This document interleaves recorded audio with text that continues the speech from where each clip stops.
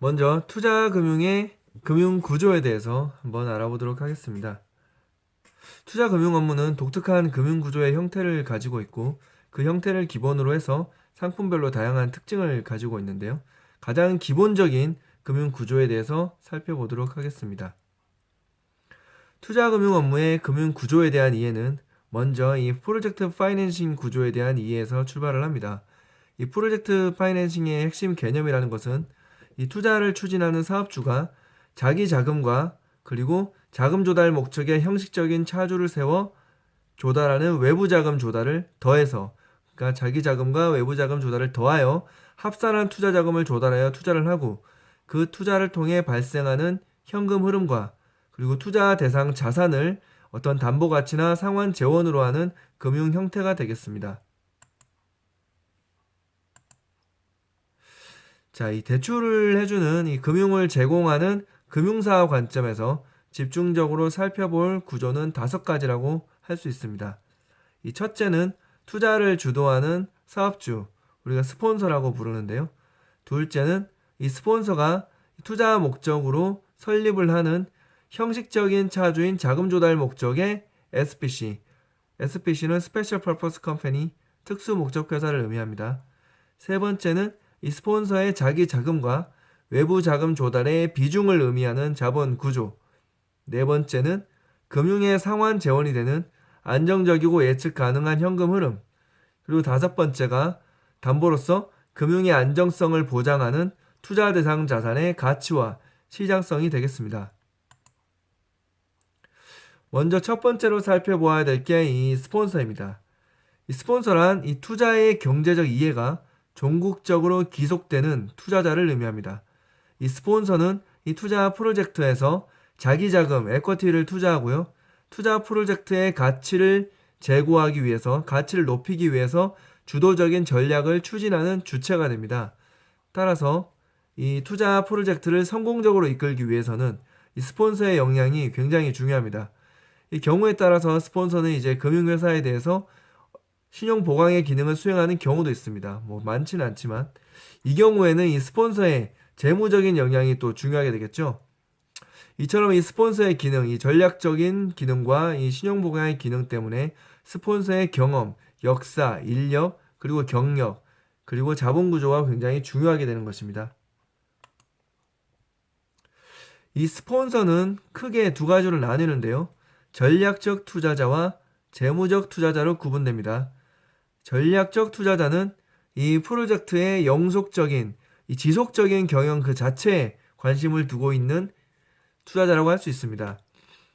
예를 들어서 이 재무적 투자자 같은 경우는 그 재매각, 다시 가치를 높인 다음에 다시 시장의 매각을 통해서 그 가치가 올라간 만큼의 자본이득의 획득이 주요 목적인 기관 투자자가 많습니다. 가장 대표적인 것이 사모펀드, 프라이빗 이퀴티 펀드, PEF가 대표적이죠.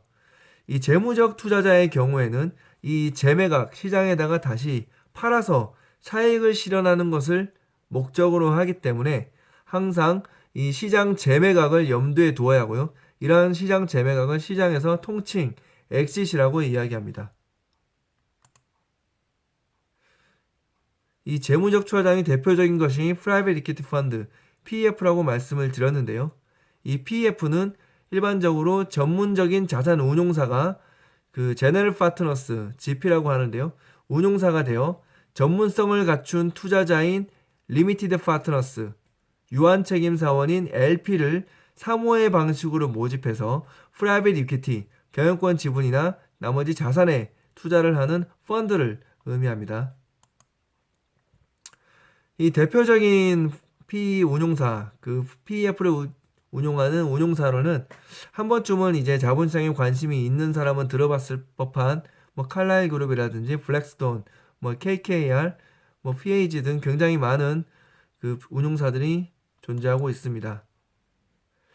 이 PF는 일반적으로 성장성이 있는 기업 또는 자산에 투자를 합니다. 이후에 일정 투자 기간 동안 투자 대상에 대한 다양하고 적극적인 전략으로 가치를 높이는 거죠. 예를 들어 어떤 부동산을 사서 뭐 리모델링을 해서 밸류를 올린다든지 어떤 기업을 인수한 다음에 새로운 시너지 전략이나 새로운 전략을 추진해서 가치를 올리는 겁니다. 그리고 가치가 상승한 상태에서 앞서 말씀드린 용어인 exit, 즉 시장에다 매각을 하고 그 가치가 올라간 만큼 그 성장 가치를 수익으로 확보하는 투자를 합니다. 이러한 투자 과정에서 PEF는 레버리지 효과로 수익성을 높이기 위해 외부 자금을 조달을 하는데요. 이 자기 자금보다 외부 자금을 조달하는 만큼 이 레버리지 효과로 수익성이 올라가겠죠. 이러한 외부 자금 조달이 바로 이 인베스트먼트 뱅킹의 주요한 수요처가 되고 있습니다. 자, 다시 돌아와서 두 번째 차주 구조 말씀드리겠습니다. 이 투자금융 업무의 금융구조에서는 이 SPC, 스페셜 퍼포스 컴퍼니라는 차주 구조가 많이 나타납니다. 이 중국의 소설 서유기를 보면 이 손오공이 털로 이 분신을 만들어서 분신과 함께 적과 싸우는 장면이 있습니다. 이 SPC는 이 스폰서의 분신과 같은 존재라고 할 수 있습니다. 즉 자금 조달이라는 그 목적을 위해서 만든 분신인 거죠. 이 스폰서가 자기 자본을 투자해서 주주가 되는 겁니다. 그 자금 조달 목적 용도의 분신, 스폰서를 활용함으로써 SPC를 활용함으로써 스폰서는 투자한 프로젝트의 신용 위험으로부터 파산 절연되는 효과가 있습니다. 마치 손오공의 털로 만든 분신이 다친다고 하더라도 실제로 실체인 손오공은 멀쩡한 것처럼 그런 분신의 효과가 있는 것입니다. 그런데 이 SPC는 자금 조달 목적으로 만들어진 수단에 불과하죠. 즉 대출을 받는 금융을 조달하는 차주이면서도 실제로 영업을 하는 회사는 또 아니기 때문에 이 스페셜 퍼포먼스 컴퍼니, 그야말로 특수 목적 회사, 페이퍼 컴퍼니에 불과하기 때문에 영업 현금 흐름이 발생하지 않아요. 이 말은 스스로의 힘으로는 그 금융을 조달한 것에 대한 금융 비용, 이자도 못 낸다는 것이죠.